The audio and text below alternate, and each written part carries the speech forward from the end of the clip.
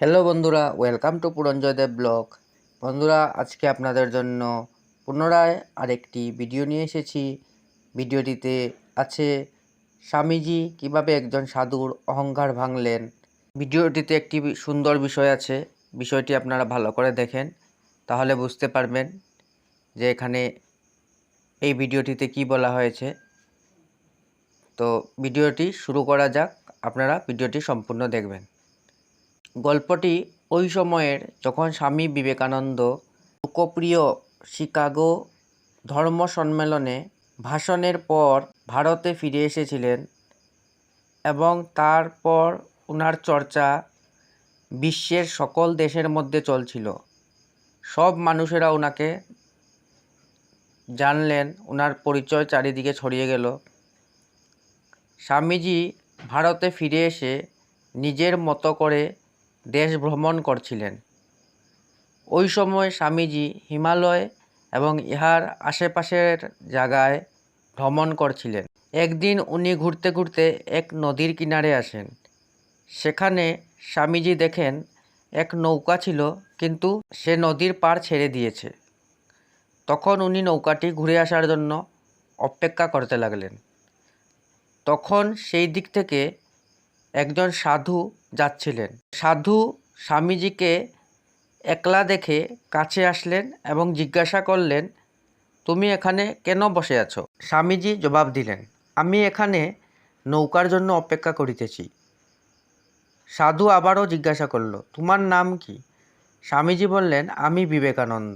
সাধু স্বামীজিকে উপহাস করে বললেন, হ্যাঁ, তাহলে তুমি সেই বিখ্যাত বিবেকানন্দ, যে নিজেকে ভাবে সে বিদেশে গিয়ে ভাষণ দিয়ে দিলে সে বড় মহাত্মা সাধু বনে গেল।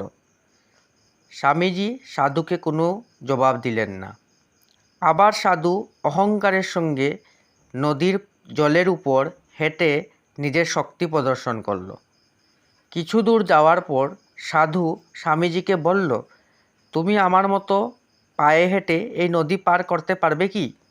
স্বামীজি অনেক সম্মান এবং বিনম্রতার সঙ্গে সাধুকে বললেন, এই কথায় কোনো সন্দেহ নেই যে আপনার কাছে অনেক অদ্ভুত শক্তি আছে, কিন্তু আপনি কি আমাকে বলতে পারেন যে এই অসাধারণ শক্তি আহরণ করতে আপনার কত সময় লেগেছিল? সাধু গর্বের সঙ্গে জবাব দিল, এইটি অনেক কঠিন কার্য।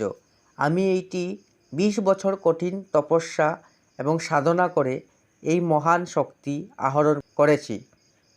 সাধুর এই বলার ধরনটি অনেক অহংকারপূর্ণ ছিল।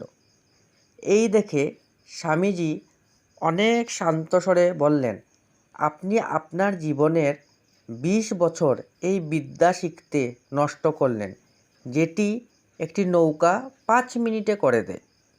আপনি এই 20 বছর নির্ধন অসহায় গরিবের সেবাতে লাগাতে পারতেন, বা নিজের জ্ঞান এবং শক্তির প্রয়োগ দেশ এবং দেশবাসীর উন্নতিতে লাগাতে পারতেন, কিন্তু আপনি আপনার 20 বছর শুধু 5 মিনিট বাঁচানোর জন্য ব্যর্থ করে দিলেন। এইটি কোনো বুদ্ধিমানের কাজ নয়। সাধু মাথা নত করে দাঁড়িয়ে থাকল এবং স্বামীজি নৌকায় বসে নদীর অন্য পারে চলে গেলেন।